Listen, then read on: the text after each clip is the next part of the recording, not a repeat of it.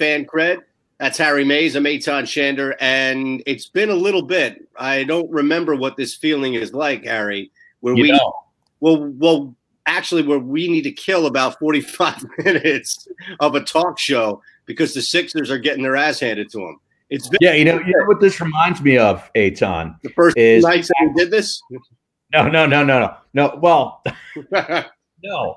Outside of Fan Cred, this reminds me of doing my first couple of Mays to Midnight shows back in like 2013 in August. Yeah. Like the first week of August is when it started. Nobody gives a damn about sports radio because there's, a training camp. They haven't even played the first preseason game yet. Right. And you're trying to come up with topics all day to get people riveted. And you feel like you're just talking into the abyss. It's amazing. You're building the audience. That's what they tell you. Yes. Just build the audience. I'm building the audience for the overnight guy, which is now you on SB Nation Radio. That's right. Now think about this. Imagine what a West Coast trip is going to look like, right?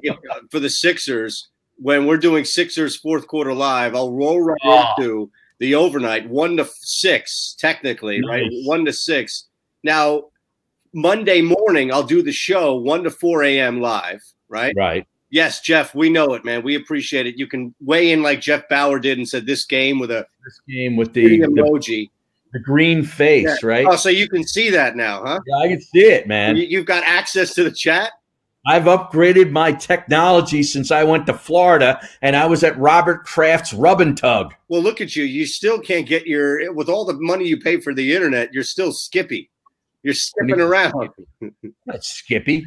Well, we got you, Jeff, and we were saying that. But as far as what I was saying earlier, your point about when you were doing the show and then the overnight, Monday I'll roll right into Fox at 5:45. Oh, man. And then have a hit at 7:45.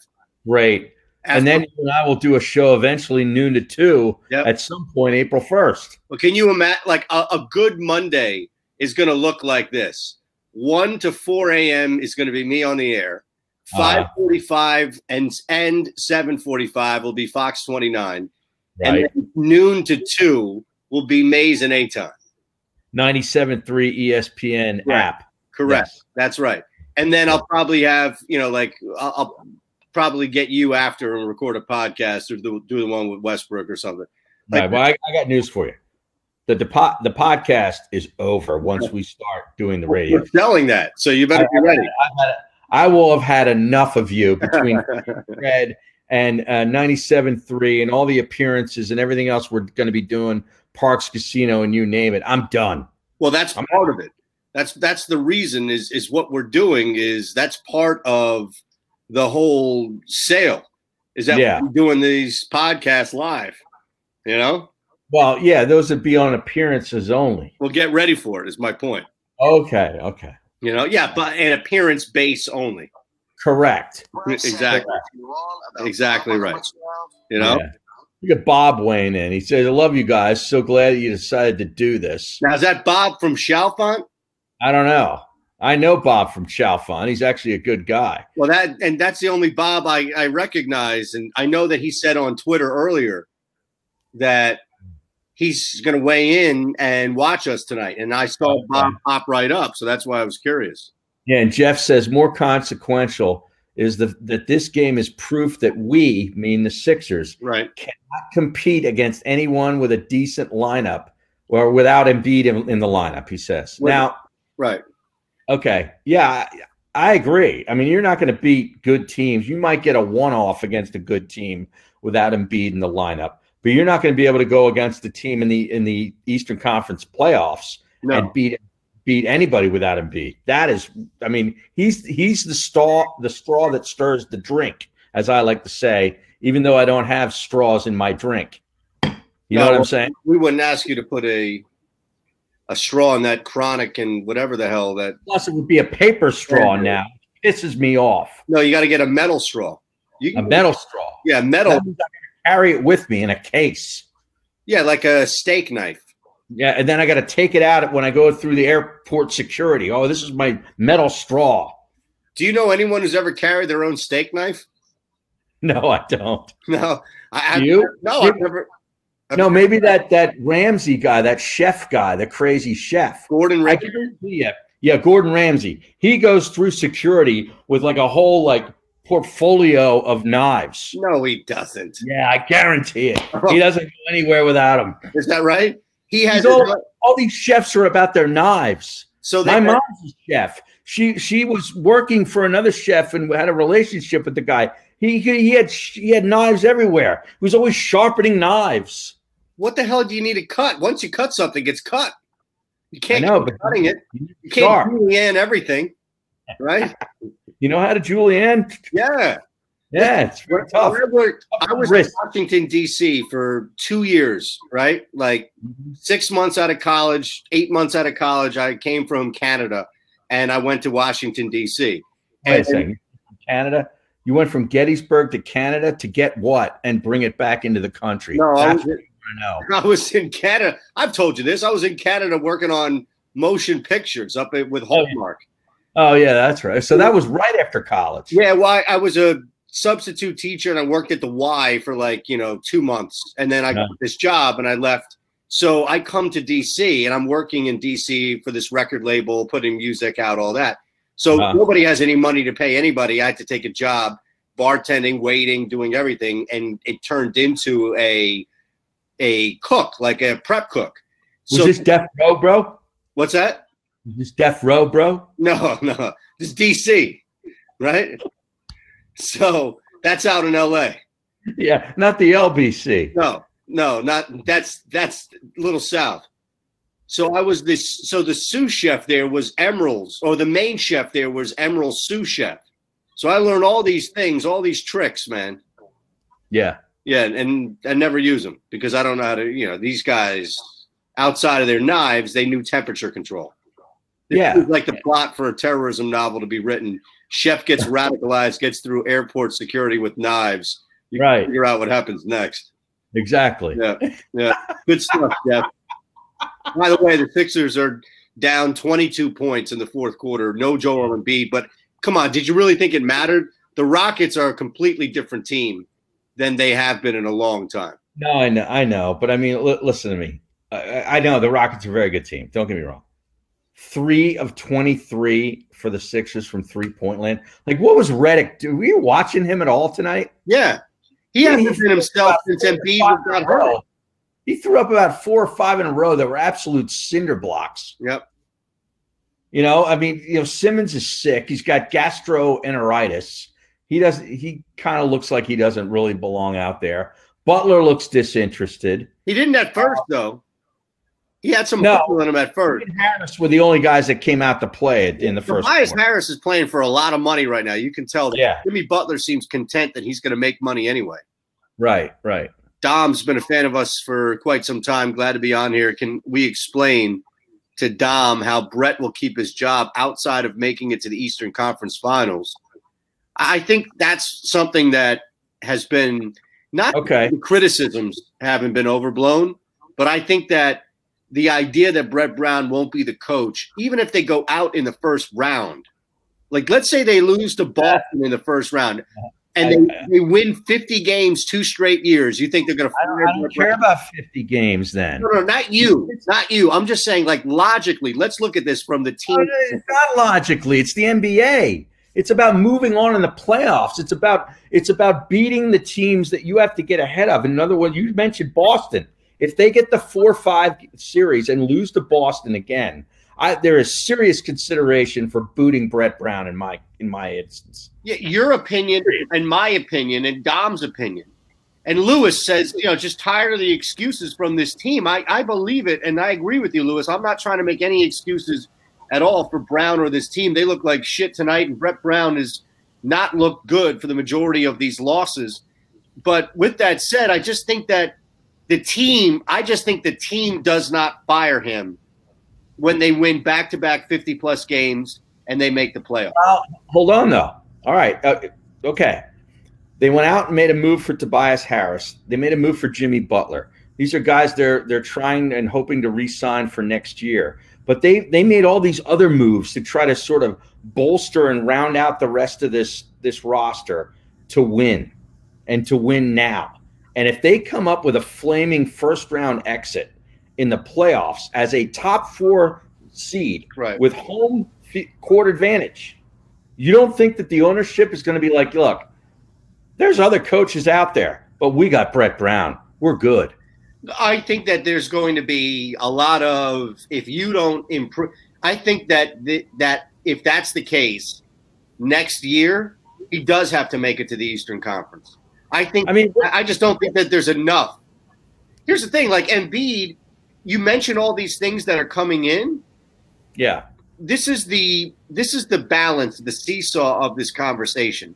Is Brett Brown clearly has some major warts as a head coach, and he's not good enough yet as a head coach. I don't know if he'll be like this team defensively. I know that's not him, but this team defensively is atrocious. And remember, you can get up there on the fan line at the top right. We'll put your mug right in between us so you can see me and Harry up here. You can't look any worse. We'll put your face right up there on the fan line. Yeah, I look good, man. I am the beard. Screw Harden. I am now the beard. You couldn't put 40 up. Well, maybe you could put 40 up on the Sixers team. This team is a disaster. I could put 40 up on the front 9. You could. Yes. You could. Yes. I'm so tired of the excuses like you're playing the Bulls. You can't get a stop in the final 5 seconds. Yeah. Same thing. Golden State, Toronto, Bucks, those teams secure wins.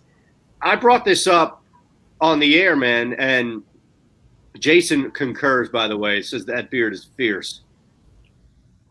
Now, what show did you bring this up on? Which of your 15 shows did you bring this point up? Mike Gill's show. Okay. Right. I was on you were show on today. Yeah, now how long did he keep you on? I knew you were going to ask me. So he brought me on at 5:30. 5:30. Okay, so a 30 segment. There, you're not going to be able to be on for the full 23-minute segment. Well, I don't even know what the segments are, but yeah, he brought me on at 5:32. I was out by 5:48.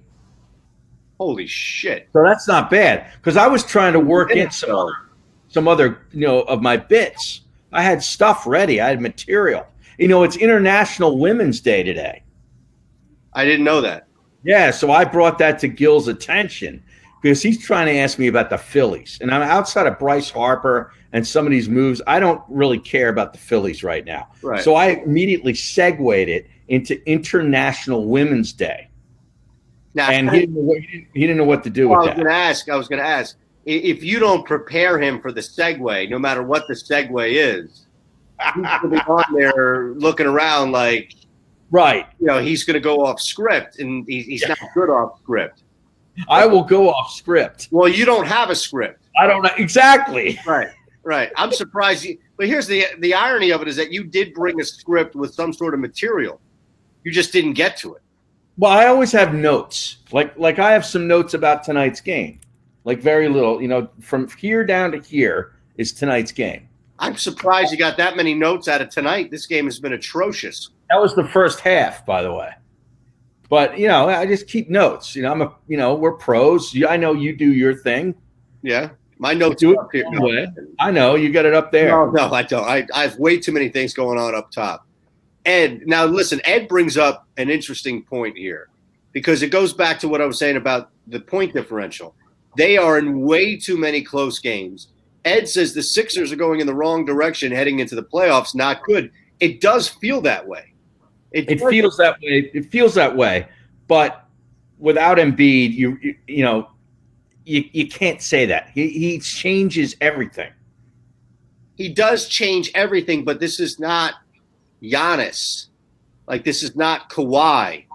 Who? Embiid. We haven't seen Embiid at his best is not dominating like the Bucks and the Raptors are right now. The Sixers haven't done that yet. So no. I can't fall back on that and say once Embiid comes back, this team is going to represent the East in the Eastern Conference. No, I can't say that either, but I'm saying they do have 16, 17 more games to kind of work things out. Right. And if they can get away from the Celtics in that first round, they'll beat the Pistons in 5 games, and then they'll go up against Toronto or the Pacers, which I think would be – or Toronto – I guess it would be Toronto would take on – no, it would be – Boston would get the Pacers in the first round, right? Yes. And then they would take on the 1 seed, which is Milwaukee. the winner of that series. Correct. So they would get the Toronto Raptors in the second round. Correct. And it's not a good matchup either way. All right. No, well, it's not. I mean, none of these. I would actually rather have Milwaukee than any of them. Of all of them, yeah, I would say so. Yeah, I would. All right, Tim in North Carolina is on the fan line, Harry. You ready? Beautiful. Let's go. We're going to pop Tim up here from North Carolina. This is huge, man. All right, I think we lost Tim. So if you're back. Is that the Tim that has been following you and me on Twitter for years? I think he might live down near where I used to live in Wilmington, North Carolina, if I remember. Do you know the Twitter handle? No, I can't see his Twitter handle. No, I'm saying, do you know the Twitter handle? I don't know it off the top of my head. Okay. I don't know my own phone number off the top of my head. You sure about that? Yeah. You change your number all the time, so. Yeah. Shane and Tim are back. All right, let's get Tim up here. Now, how does this work? We get them both up at the same time, or is it one by one? You know, this is the first time we've had two at a time here. Well, wait, two dudes. Look at that together. What's up? Oh my God! Hey, and Philly 4 for 4 in NC. Yo, look at that dash, man. Where in NC? Where in North Carolina? Raleigh right now, but I live in Wilmington. You're right. Yeah, see, I told you. That's the dude. Nice. I used to live in Raleigh. I used to live in Cary, and then I lived in Wrightsville Beach. Oh, nice. Well, we're here in Raleigh right now. We're in Raleigh right now. Watching this. Beautiful, man. Awesome. Look at you all geared up and everything, fellas. That's fantastic. That's what we do. Yeah, but it's an ugly game right now. No, this is a brutal game. That's why we're happy to have you on here, man. How was it down there being Sixers fans? Well, we got a lot of shit talking with Fultz. I heard a lot with Fultz with your boys' jump shot, this kind of stuff. And then once the trades happen, all this, and I don't know, like here we come, and they're like, oh, we don't want to hear it. I hear more about the Bryce Harper thing. I get a lot more with that. Because I was seeing the pictures of Bryce Harper in Phillies jerseys, and people are like, oh, well, 13 years is a terrible deal. Like, well, okay. Maybe if he was on the Braves, it wouldn't be so terrible. Exactly. Right. That's fantastic. Yeah. That's awesome, fellas. Now, Duke, Carolina, tomorrow night. Do you guys have a vested interest in that? Well, see. Besides money. I can't I didn't do anything in college, so I don't really have a college team. Okay. And I don't trust kids with my money, so I don't really have an invested interest. Right. But if I had to choose between a Carolina and Duke, I'd have to go for Duke, I think. I mean, I have no nothing wrong with that. Decide. And I think for me, living in Raleigh, I live closest to NC State, so I don't really care about either of them, to be honest. Right. I used to be an adopted NC State fan down there, Shander, because I ran into a lot of guys who were my buddies that played soccer at NC State, and we all became fans. You know, I became a fan of the Wolfpack, and we hated Duke, but we really, really hated Carolina. Yeah. You hate them. That hatred down there. When I was up there, it really is. Like, I know. I guess the bad name. It's like the Carolina fans to me are just the sour taste in my mouth. Yeah, they are. They're all. If you're a Carolina fan, I automatically assume you like Alabama, Dale Earnhardt, and you're a Yankees fan. Right. That's crazy how that works, man. Fellas, you got to check in. We'll be doing this playoffs as well. You got to check back in with us, okay? That's for sure. Hey, I can't wait for April 1st on 9/7. Yes, sir. Damn right. Yes, sir. Make sure you call us, tweet us, do everything, bro. We appreciate it. Hey, SB Nation and Derailed. I'm all Love about it. it. Look at you. Shane is in North Carolina. Look at that. Thanks, fellas. That is amazing. See? Yep. I told you. I went to high school with a kid who played football at North Carolina, Billy D. Greenwood. He's an amazing athlete, right? He Not Billy D. Williams. No, he's a little younger, not in the same age group. So this kid was just amazing. He got drafted in like the 6th round by the Texans. Never made it, out of camp, whatever, but was just an amazing athlete.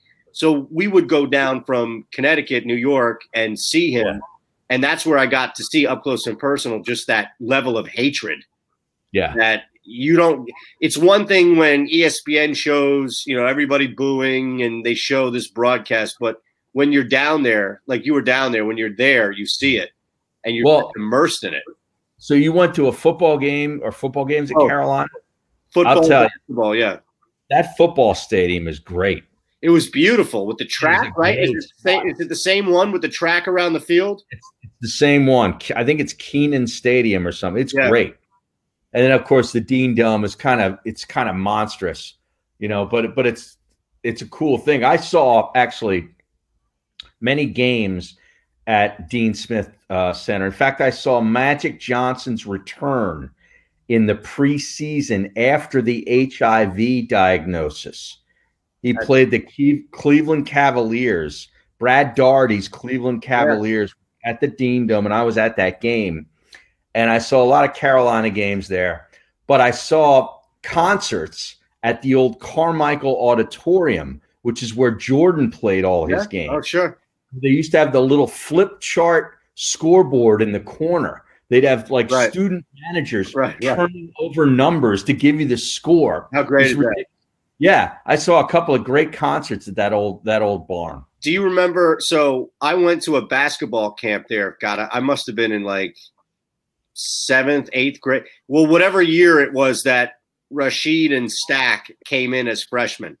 Well, that was like I want to say 94, 95, 93. Yeah, so I must have been like 8th grade. Yeah. I think it was 8th grade.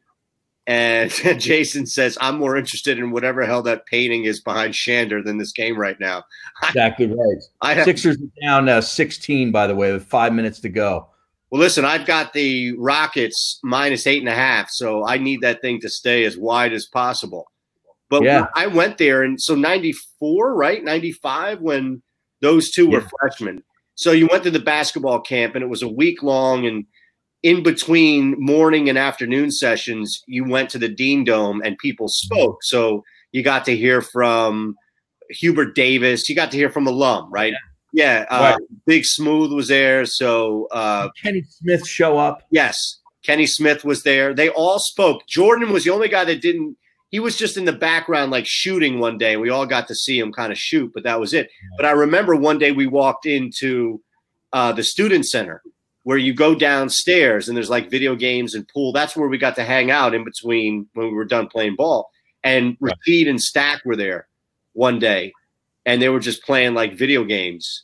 And everybody was like, oh my God, these guys are going to be amazing. Just talking about how they were going to be like the next big thing. Right. And then next thing you know, it's NBA. No, it's really kind of like humbling to me as a college basketball fan going into those places. I never saw a game at Cameron Indoor.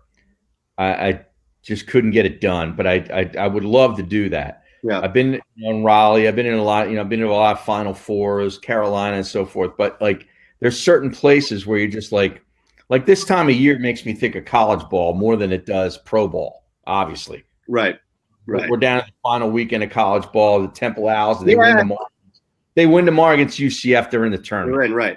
No, I think that there's a sense of how definitive college is. Yeah. For the first time in a long time, remember, the All-Star break got pushed back. So I feel like normally when you're this close to the All-Star break still, there's like that second half mentality. We're right around it. We've got, 14 games left? There aren't many games left in the NBA schedule. They got like 16 after tonight, I think. Okay, so Sixers. Maybe. Yeah, and Mike points out Rasheed Wallace. I did see this today. He just took a high school coaching job down in North Carolina in the Durham School District. Right. I think it's the Jordan School, Jordan High School. It's not named after Michael Jordan. It's just a Jordan school. Well, what Brian Jordan, the former Falcon and 49er? No, not him. Wait, wasn't he with the Reds? No, the Cardinals. That's where he was. You're thinking of that guy with the guns? No, I'm thinking of Brian Jordan, the guy who also played baseball and football. Oh, okay. I think he was with the Cardinals. Was he the Cardinals? Okay. I think he was with the Cardinals and the Niners. I don't know, man. I don't know what the deal is with this. Flynn's got the Sixers plus 19.5 on a live bet. Good for him. Yeah, that should clear. Well, you never know. Listen, at this point, it was 5 minutes left? Yeah. Jared, any concern by the massive disinterest by the Sixers tonight? I think that there's a little. There is. Here's the problem, though, is that we've seen this. We've seen patterns of disinterest, I feel like, even at home, especially at home. Yeah. You and I have done games in which there's been disinterest at home. Yeah, in games that we thought that they would have specific interest in, where they come out flat. Right, national games. Toronto was one of them. There was one of them a little while after. I can't remember who it was against. Boston. Celtics. It was the Celtics game. Right, both were national games at home, and they looked like slop. Yeah. Max, Brian Jordan equals unemployed Bo Jackson. Now, Brian had a run. Didn't Brian have like a 2-year run? Where he was more of a baseball guy, wasn't he? Yeah, I only think he played football for like a year or two, but he did it. If Brian Jordan can do it, then come on. How hard is it? Yeah, I don't know. I mean, this Kyler Murray guy is going to try this football thing, and he may end up being the number 1 pick in the draft. Right. I think he's going to be a flat bust. Well, why? Because of his height? Because Charlie Casserly doesn't like his hand size? Or what's your reasoning? Why do you bring up Charlie Casserly in this conversation? Did you see this? No. You were away. You were away for a week. Yeah. So Charlie Casserly brought up earlier in the week how Kyler Murray had the worst interview ever in the history of interviews at the Combine. Well, that's a big deal. Well, it was, and then he got so much criticism, he kind of backed off of it, and was saying like, "Yeah, Jason says the Portland games were like this as well. They definitely were." And then Casserly kind of backed off it, and then gave him praise, and it's just a very strange situation. I don't understand. Well, I don't know. I would not be doling out a first-round pick, much less the number 1 overall, to a guy who's like 5'9.5". No, his height is a major concern. It's prohibitive. Now, Jeff asked about Michael Bennett. Here's the thing, and I saw people on Twitter were like outraged at the Eagles for doing this. The problem that the Eagles had was that so many of these pass rushers around the league were getting franchised. So that then bumped up a guy like Michael Bennett's value on the open market. So Bennett knows that he's going to go out there and get paid if he hits the open market. The Eagles aren't going to let that happen. So they took advantage of that. Now, Bennett's in a hell of a spot up in New England. Yeah. But that was as close to a win-win as you get. Bennett gets – I thought he had a hell of a year, too. Yeah, he definitely did. Yeah. He definitely did. Now, and I know there were pockets of the fan base and some of the media that were hoping beyond hope that Michael Bennett would come here and be a pain in the ass and a problem in the locker room. Yep. And wasn't. Yeah, and I think honestly, man, as big of that's probably just who Michael Bennett is, but I also think that's the locker room. Like I don't see anybody right? That could be. I don't see anybody coming into this locker room except Carson Wentz causing problems. Yeah. Carson Wentz caused the most problems, courtesy of Joe Santoliquito, right? Right. Or maybe courtesy of himself. We don't know yet. Yeah. Now, here's the irony of what's going to happen with Murray is JD brings this up. Murray will be a backup for 3 years, ride out that rookie contract, and then hit MLB, where he'll be a rookie and be a backup and ride a bus for 3 years before. Here's the thing: could a Major League Baseball team right now, and this is why he's not in baseball, is because no baseball team could guarantee he'd be on the opening day roster his rookie season. No team could do that. No. But in the NFL, you're guaranteed to be on the roster at least. Yes, if you're a first-round pick, of course, because there's no minor league system. Correct. Yeah. But that's what I'm saying is we look at safety. Stupid enough to draft you with their first-round draft pick, you're basically guaranteed at least your rookie deal for a year or two or three, whatever it is, because then once you're on the team – You're not going to get cut right away. You're going to go, if they don't like you, you'll get traded and you'll be a backup somewhere else until that contract rides out. And then you go into the abyss, like what's his name from Texas A&M up in Canada, and now he's not even in Canada. Who, Andrew Bennett? Anthony Bennett? No, that dipshit. I can't even remember his name. Heisman Trophy winner from Texas A&M. The little guy. Oh. What's that? I don't know. Who are you talking to? You. I was trying to remember as I was going to read Tom's quote saying this game's fucking ass. Johnny Manziel. Manziel, that's the guy. Cam with the save, our executive producer tonight. Oh, good. Well, I had no idea who you were talking. It was hard to even understand who you were explaining. Really? Yeah, I thought you were talking about Jay Barker from Alabama. Heisman Trophy winning dipshit from Texas A&M. That's. Well, I didn't hear the A&M. Didn't Jay Barker win the Heisman? No, Barker didn't win a Heisman. Are you kidding me? He was on that national championship. Yeah, I know he was. But he didn't win a Heisman. No? Jay Barker. That team was vicious, man. Outside of Jay Barker. What number did he wear? Do you remember? 7? Barker. Yeah, he would have been better off at a quarterback position. No, that's that guy in the morning on the other station. Ah! Ow! Ow! Ow! Ow! You know who was on that team? You know who's on that Alabama team? Lamansky Hall. Yeah, you're right. That's a great number 11 for a linebacker. You'll never see that again. I have 107. What's that? LeVar Arrington was number 11, I believe, at Penn State as a linebacker. Did he wear 11? I think he did. That crumb. Taking a Hall's number like that? Come on.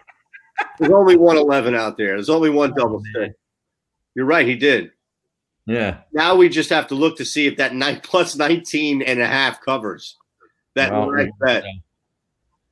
Now, here's the thing. I get right on 19 right now. What's that? It's right on 19. It is.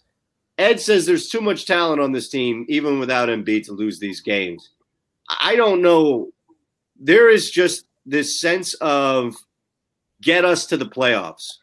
Yeah. You know, I feel like this year has all been about like the Sixers have approached a lot of this year like Shaquille O'Neal did towards the end of his time in LA, which is like, I can play 60 games, and once I get into the playoffs, I know I'll be healthy and rested and dominate.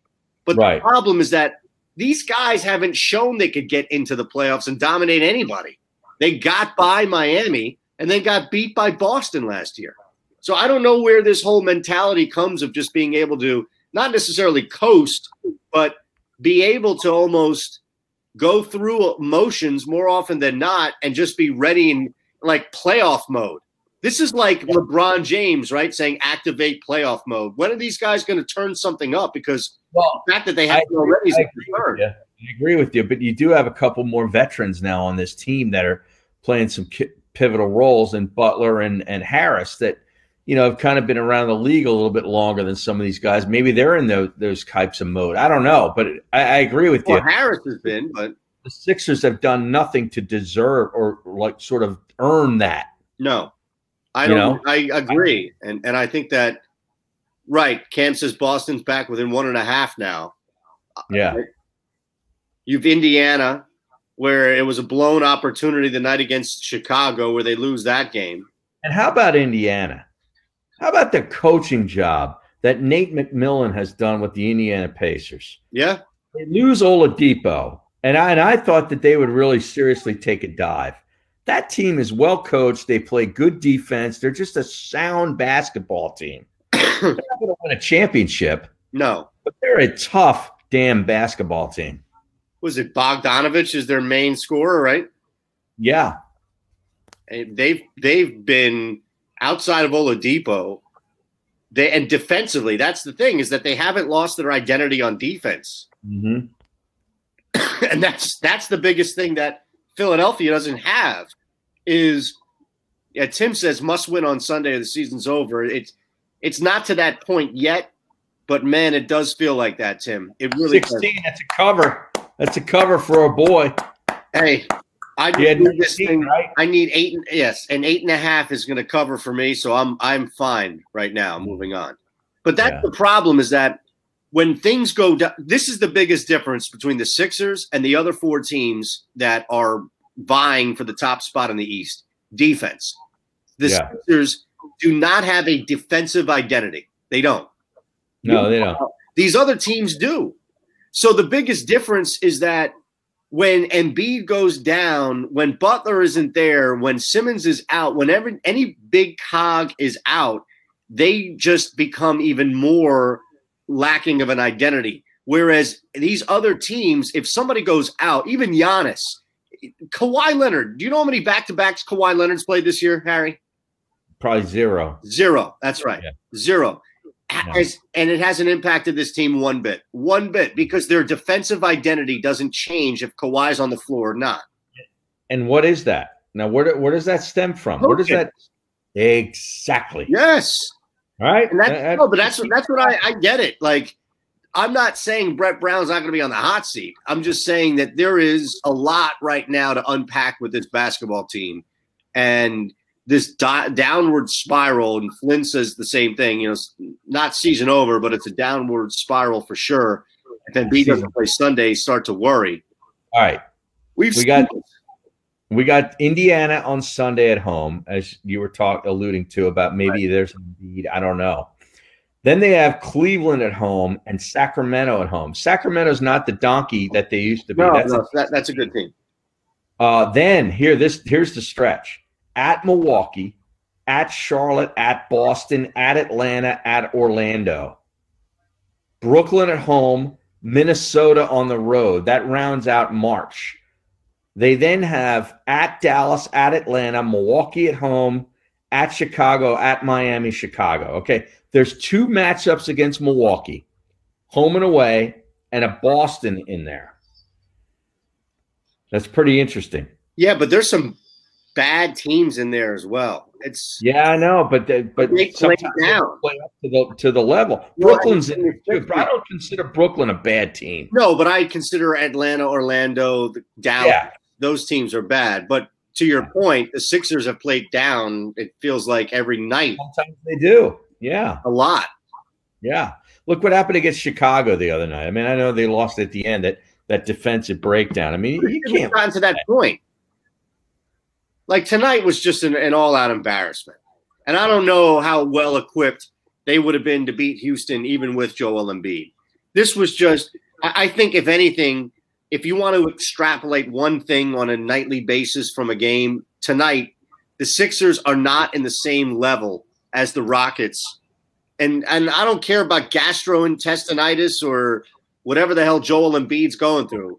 The reality is that the Sixers – they did not compete tonight. They didn't compete. Simmons has the gastroenteritis. That's what I'm saying. Like, I don't care what the hell he has or Embiid. 15 points tonight and a minus 15, 10 assists. He had 7 turnovers. That's inexcusable. 7 turnovers. Yes, and that's what I'm saying. And JC brings up, I think, a great point. And remember, guys, you could pop in on the fan line as well. So we saw a couple of the fellas. Redick was 1 of 11 tonight from the field. Yeah, 1. It's got to stop. Yeah, JJ Redick is hurting this team more than. He has gastroenteritis every night. That guy. His shot looks like gastroenteritis at this point. Remember, guys, you can pop in on the fan line, the top right, as we had Tim and Shane pop in North Carolina. We'll continue to read all of your messages that you put in the chat as well, but you can pop in on the top right. Just hit the fan live button and we'll pop you right up on screen. JC asked the question, are you concerned with how this team performs versus the top teams in the NBA? They've gotten blown out a lot against the top teams, and they have. Yeah, but I don't consider tonight one of those games. I kind of throw tonight out, but I'm already concerned because of the way they played against Milwaukee, Toronto, and Boston. Okay. Yeah. That's, I think, a little different. But you can still – if you're not using tonight as criteria, you're still agreeing with JC or answering JC's question with a yes, saying, yes, I'm concerned. Absolutely. Yeah, and I think immediately around them, this team has not looked great, dominating anything like you'd want to see them against teams like Toronto and Boston specifically. Milwaukee, I think they have, as you brought it up earlier, they do have a good matchup against them, but I don't know as much anymore. Milwaukee's got some shooters out there and a big that can shoot as well. So they can move. If they're watching what the Celtics have the blueprint on the Sixers. Celtics make the extra pass all the time. They just make the Sixers work on defense. If Milwaukee did that with Mirotic, Lopez, and they can't handle Horford. Horford does things to Embiid that other teams aren't able to do. The other thing, though, and I want to ask you this, Eitan, I think a lot of this breakdown has to do with Ben Simmons and the fact that he is limited in what he's able to do at the point guard position because he will not shoot the basketball. And teams know he will not shoot the basketball. They know he's bringing up the ball, and they know he's going to be handing it off at some point or, doing some type of dish to somebody. And I don't need a guy who's the number one pick in the draft being my guy to bring the ball from 94 feet to 24 feet. Yeah. That's not what he's there to do. He's there to make plays. TJ McConnell can do great that. Plays to the basket, and he dunks, and he's spectacular, and he's 6'10", and he's athletic as hell. I am very, very disappointed in Ben Simmons. I wonder if there's anything that can be done to get around that should have been done earlier, meaning if there was any strategy or way to utilize Ben Simmons in a better – either for him or just better advantage for the team that they just haven't figured out.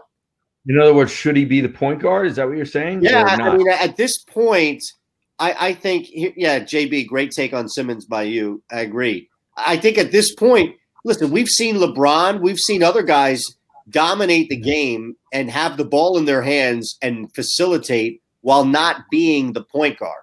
The game changed to that point where you don't need to be bringing it up. And you're right. Like, if you got Simmons the ball in a certain part of the floor, as opposed to the defense having time to passing skills. Right. Yeah. Exactly. I mean, think about that. It's the same principle as lining up with 30 seconds left on the play clock, showing the defense your formation, and just staying there and running a play out of that formation 30 seconds to just line up and say, oh, yeah, look, this is what they're doing.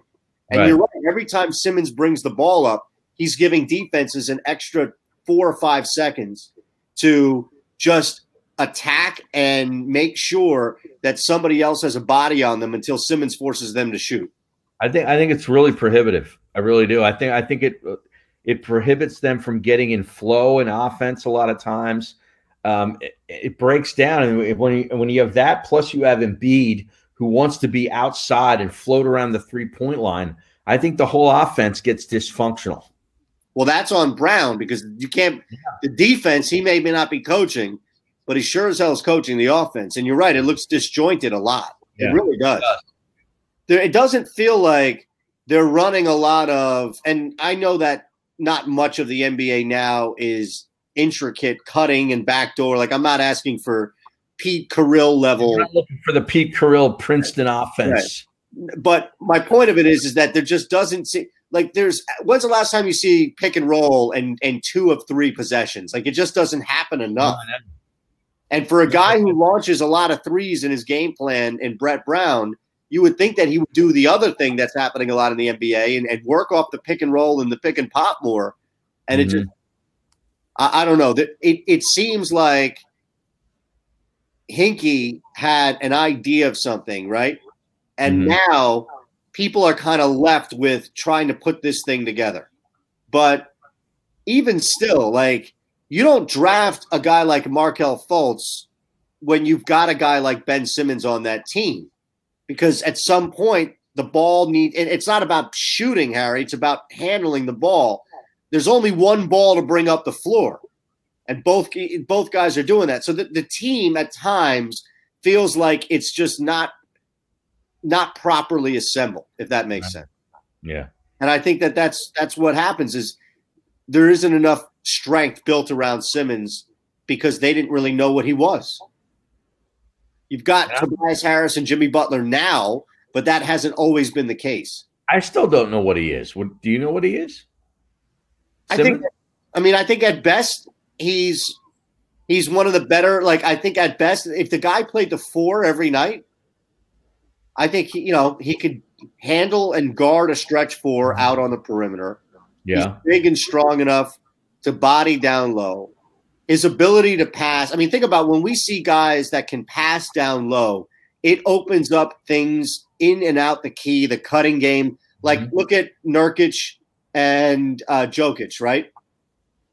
I mean, those two guys, when you and Embiid's a great passer as well. Yes, he is. So when you've got a center that can pass really well, it just opens things up down low. Same thing with the 4.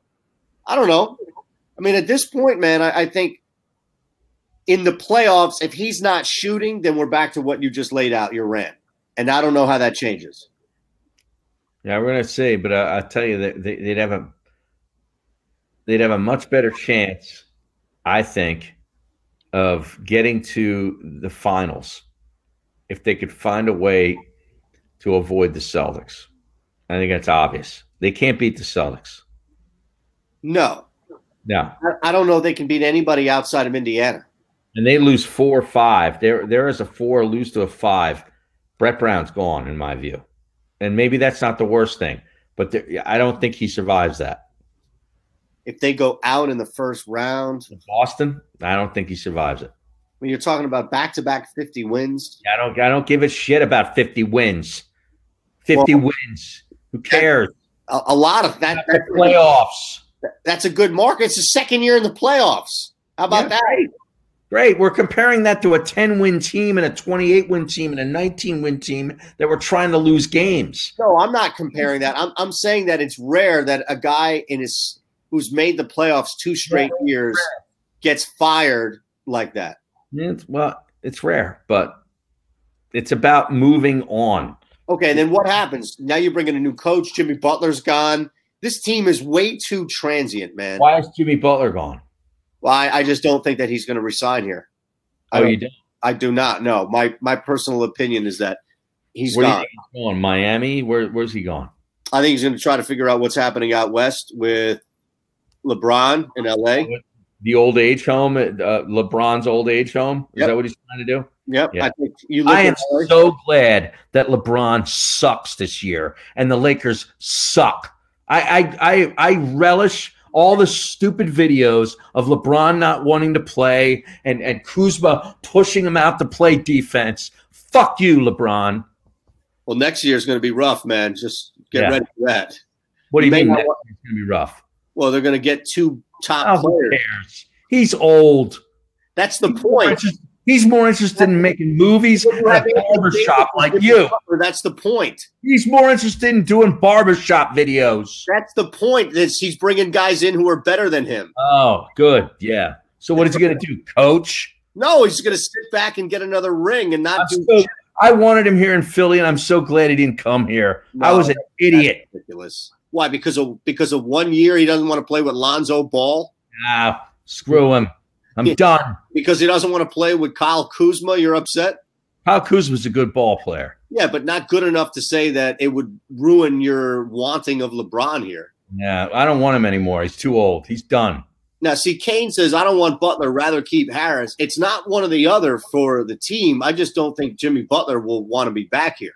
The team has enough money to sign all 4 guys. Yeah, they do. They won't sign Simmons to an extension until next year. They'll sign Tobias Harris to a major contract. And then from there, I just don't think Jimmy Butler comes back.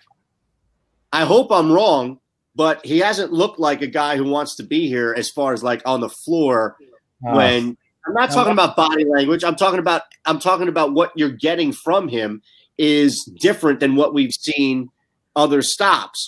So my guess is that he's going to want to go back to being a number 1 option on a team, not a 3 or 4 option, depending on the night. He's a pretty big sacrifice as far as his role is concerned. And if you're getting bounced out in the first round, I'm going on your scenario. You're getting bounced out in the first round, and he stepped back and relinquished some of his role. I love the fact that he called out that bogus defensive play the other night, saying this stuff never works. I love that. Because that's what I do. What's that? When he called out the fact that this switching or whatever never works against the Bulls. Well, he's been calling the guy out from a minute here. I love it. Yeah. Because that's who I am. Right. Now, Toronto fired a guy who had been in the playoffs and was their yes, but he was their most successful coach in the history of Toronto. The franchise. Right. my point of it is that he built something up.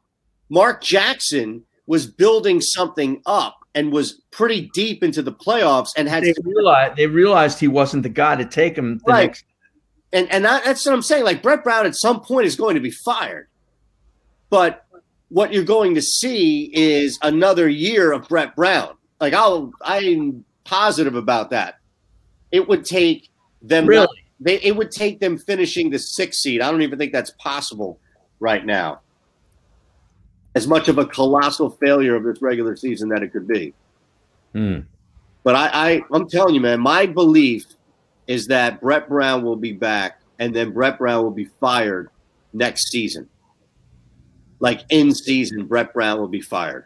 Oh, so you're saying, oh man, that's a flaming pile of dog poop. Like, that means next season gets off to a bad start. You're firing that guy 20 games in, if that's the case. Yeah, which I think we've seen these teams start slow at times as well. And then generally you might not be able to get the guy that you really want to continue. You'd have an interim guy. So next year's a total fucking waste. No, I don't think Monty Williams is a terrible coach. I think the guy can step in and do an okay job. But who are you going to get? So you're going to get Jay Wright? You're going to get Fran? I don't know, but if I have an off season to go try to do a coaching search where I have college guys, pro guys, assistants, and everybody at my, during season you can't do squat. No, but my point of it is that I think he comes back and the team is left with no other option at that point. Like, they've exhausted all options, and at that point they'd say, all right, we need to move on. They got Monty in-house. Monty Hall's in-house. Monty in-house, yeah. Right? The 3-card Monty. He's out there. The full Monty. Full Monty? Yeah. That was one of your movies. Yeah, it was. That was one of your Friday flicks, right? Exactly. On Maze Midnight, didn't you have the Friday flick going? Yeah, I did. I'm watching our girl Beetle right now on ESPN. Who? Our girl Beetle, our friend. Oh yeah, Michelle Beetle, your friend, actually. Right. My friend through you. Through me, right? Yeah. Right. Yeah.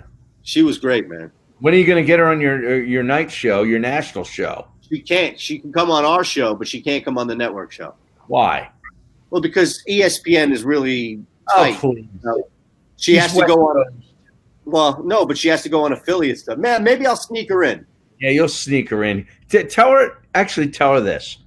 Tell her to come up with an alias and call into your show as a guest. As a recurring guest? Like a female NBA analyst. It'd be great. Well, people know her. She's got a pretty distinct voice. Well, we can disguise this. We'd have to pre-tape it and put a filter on it. Yes. Filters. They're all over Snapchat, these right. filters. Well, no, I don't mean the visual. I mean, like, when they have the voice change, When they have the guy's face blurred and his voice is all high pitch. Yeah, it's great. We could have Beetle do that. Yeah. Now, would you want that? I could set that up. Would you want a weekly hit with Beetle? I would love a weekly hit with Beetle on the show on 97.3 ESPN in South Jersey and all over the app. Yes, absolutely, I would. All right. Now, something going on over there that we should be aware of? No, I'm just hearing like footsteps upstairs. I don't know what's going on. Okay. You made it home from your trip. Any highlight on your trip that you want to share with everybody here? A lot of highlights. It was great. I mean, fun golf. Played great golf. Went to the Honda Classic. Drank a lot. Ate a lot of good food. Saw my mom. Saw a bunch of my family. What was the best thing you ate? Grouper? No, the best thing I ate was every meal that my mom made for us. She's a chef, and she's a fantastic cook, chef. So she put together 3-4 great meals for us when we were at her house. Does she let you play with the knives? No. Now that you're older? No, I don't mess with the knives. I'm a good cleaner of the kitchen. I'm good at doing the dishes, putting things away. But basically what I was doing after dinner was one side or the other, Right. Sitting out on the lanai after dinner, smoking a nice Macanudo cigar, enjoying another cocktail, and hanging out with the cat. What kind of cat? Siamese? No, it was a tabby cat. Is that I what had Siamese. I'm a Siamese man. Is that right? I'm a Siamese man. What's a tabby? What's a tabby's man? That's just like that normal like looking cat, like whether they're black and it's not like one of those big lion cats, right? No. Okay. I saw a video today of the Fox Sports woman who does NASCAR. She's pretty big. She's national. And she put out a video that went viral of her in-laws having a pet turtle. Petting this turtle. And nice. the turtle is moving a mile like an hour, right? Just like just slowly, and trying to eat this lettuce on the ground. And it keeps looking back up as she's petting this thing. Yeah. And I'm thinking to myself, like, okay, with a cat, with a dog, you get this sense of interaction. Like, what satisfaction can you get by owning a turtle? Yeah. Petting a turtle. Well, I mean, like that's what the thing was gigantic. Yeah. The size of the thing's head, like she had 3 fingers, and it was like, not as wide as my head, but almost, right? She's petting this turtle, eating this lettuce on the ground, and I'm thinking, and all the thing wants is to be left alone. That's what you used to always tell the freshmen: "Come pet the turtle." Yeah, and then you get snapped. All right, here we go. Ed says Reddick is killing this team lately. Can't shoot and on defense. Harry could cover guys better. What do you say to that, Shander? I don't know about fresh off a vacation with all that good food in you that your mom cooked. True. But maybe if we give you a couple of weeks to lean down. I was on the treadmill today. Nice. Yeah, you got a whole workout thing back there. Right. I got to show you this thing I got. It's an elliptical without the top part. Oh yeah? Yeah, you just put your feet on there and legs. No, it's just legs. It's just a small part thing. That's what I said. It's just legs. Oh yeah, okay, it's just legs. You said no. Yeah, no. There's no place to put your arms. No, you sit, or you can stand too. I'll show you. Yeah. I'm gonna film you do it while we're doing the show. All right. Hey Cam, when are we back next week for episode 9, I believe, of Sixers fourth quarter? Want to let? I think he wants us to do first quarter live right now of Golden State Denver. Tuesday. How about Tuesday? That's Sunday is Indianapolis. Right. What do you have the schedule up there? Tuesday could work. Make sure that that's right. It's against the Cavs. Listen, at this point, we'll take a win or a close game. So I think that we should look at that. Yeah, I agree. Now think about that. The Cavs present some problems if the Sixers are in a tight one or they find a way to lose that game. So that might be a good one for you and I to do. Yeah, I agree. All right. So we'll be back Tuesday.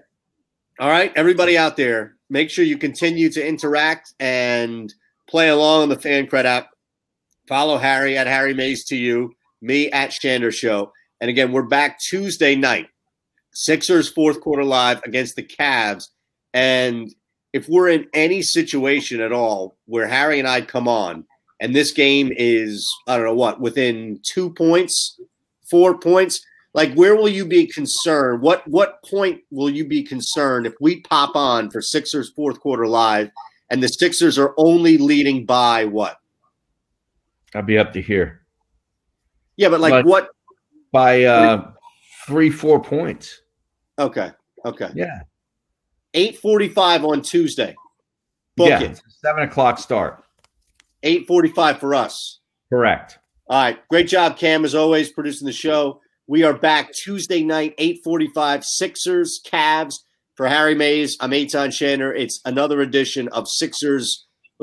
Tough one tonight. Fourth quarter live in the books. See ya.